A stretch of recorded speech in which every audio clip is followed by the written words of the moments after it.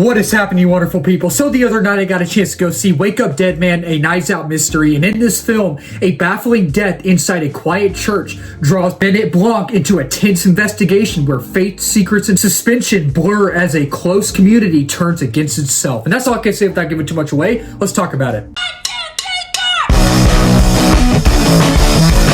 What's your favorite scary movie?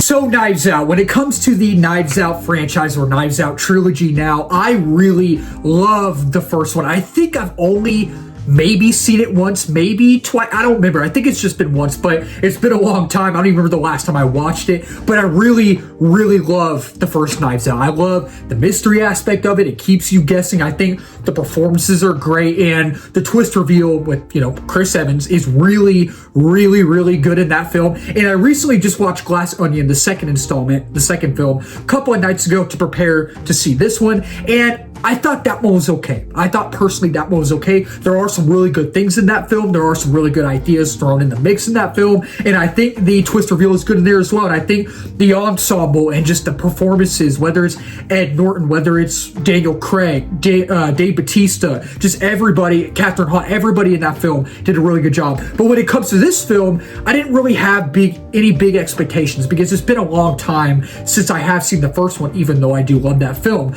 But after having now seen this film, I'm shocked with how much I actually loved it. Like, I'm saying, like, I already want to watch it again. So if you're new to my channel, if you've been following my channel for a while, you know that I talk about my positives, then I'll talk about my negatives next. But even when I need to be positive, I definitely will be negative. Even when I need to be negative, I will be positive as well. And overall, I absolutely love this film. As someone who is a huge fan of the first one, as someone who hasn't seen it in a long time though, and as someone who recently just watched Glass Onion for the first time a couple of nights ago, and as someone who is okay with that one, I am shocked with how much I love this one. Like, I really honestly didn't have any big expectations for this one, but I think I do have a few negatives here and there, but the negatives are like small. The negatives are barely there because while I do have a few, there's barely any, and the positives definitely outweigh the negatives in this film. It's releasing on Netflix tomorrow, but this is a limited theater release, and as I'm filming this, I don't know if it's still in theaters. I bet it probably is, but tomorrow, Friday,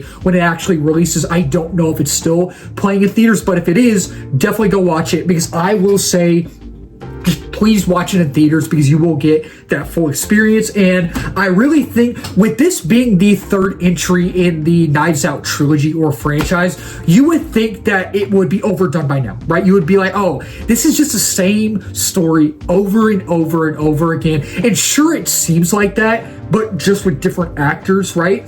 But that's not the case. It's just so much fun. And, while I thought the mystery aspect, like the mystery in the first two films were both good, especially the first film, and then the second one was good as well. The mystery aspect in here, I still think the first one's better in my opinion. I still think the mystery as a whole in the first one's better than this one. But this one is really good, and it keeps you guessing. It keeps you on your toes, and it really, it just tackles so many things, and it makes you question everything. It makes you question about what's going on in the film, what's truly going on, what actually happened to make this happen, to make that happen, to make this happen, and who's the real culprit, right? Is it this person? Oh wait, is it that person? It really keeps you guessing, and it keeps you on your toes, and it makes you question a lot of things, and it really tackles a lot of things as well. It tackles politics, it tackles, faith, it tackles just so many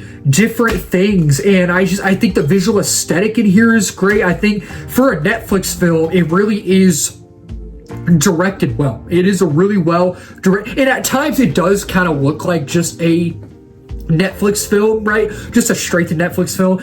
But at times it really does look like a theatrical looking film. It does, a theatrical looking movie, and it's just a really well crafted film. It's a beautiful looking film, and I think all the performances in here are great, but it's just mainly carried by Josh O'Connor. Like, Josh O'Connor, he knocked it out of the park. he absolutely knocked it out of the park in this film. And I think everybody in here is great. I think Daniel Craig's great in here. I think Kaylee Spaney, Thomas Hayden Church.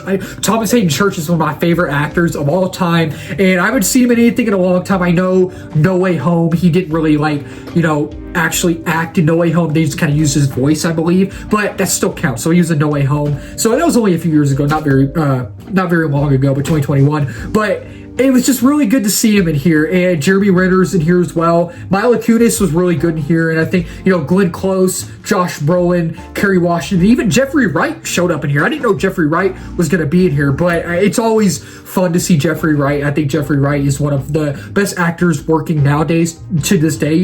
He's really good, so it's cool to see him. And the script or the dialogue is just super strong. It's just the dialogue just really keeps you engaged, and it makes you feel like you're actually in the conversation with the characters, right? And I really think the pacing's excellent in here, and the story really keeps you engaged, and it does keep you on your toes, and it's just the whodunit esqueness aspect of it is really fun, and it's really intriguing. I found myself enjoying it, and I just found myself so engrossed in what was going on, and it just, again, it keeps you guessing. It makes you ask questions, and it tackles ideas. It does tackle faith, it tackles politics, and it just, I really, you would think, because the main character in the Knives Out franchise is Daniel Craig, right? And he does have a big role in this film, he does, but this is really Josh O'Connor's film, and Josh O'Connor is really the main character in this film, and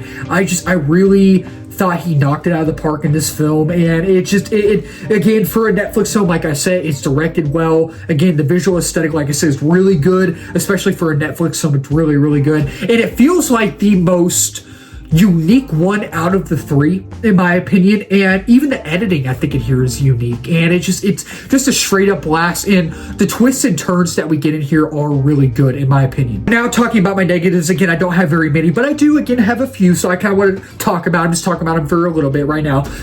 It definitely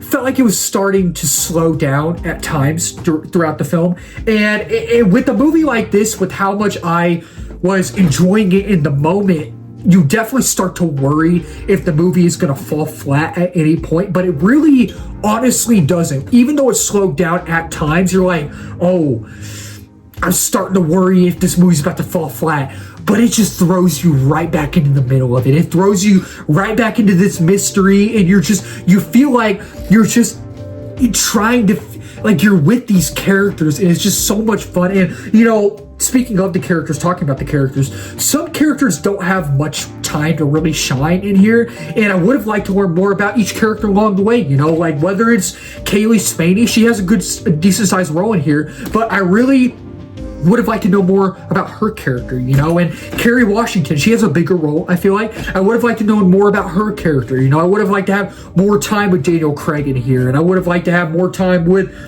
Mila Kunis' character. She plays the sheriff in this town or whatever in this movie. But I mean, again, I don't really have very many negatives. It starts to drag at times, sure, and I would have liked to, dive deeper into more of the characters' backstories and have more depth. But other than that, I loved it. So yeah, overall, with Wake Up Dead Man, A Knives Out Mystery, I really enjoyed this film. As someone who loves the first one, someone who's okay with the second one, I am surprised with how much I really enjoyed this one. And I hear they're making a fourth film, so I am so down for if they make 50 more of these, 100 more of these, 150, 10 more of these, I'm totally down. So with Wake Up Dead Man, I will give this film a 4.5 out of 5 stars. And with Wake Up Dead Man, I will say, definitely dedicate your time. If you're a fan of this trilogy, this franchise, if you're a fan of the second one, if you're a fan of the original one, the first one, I think you really will enjoy this one. So that'll wrap up this video. Thank you all so much for watching. If you're new to the channel, please subscribe, like, comment, share in this video. We just hit 1K subs a while back. We're now at 1.2K. Next milestone is 2K and 3K after that. Beyond that as well. If you're new as well, I do movie reviews, TV show reviews, trailer reactions, movie live streams, movie news,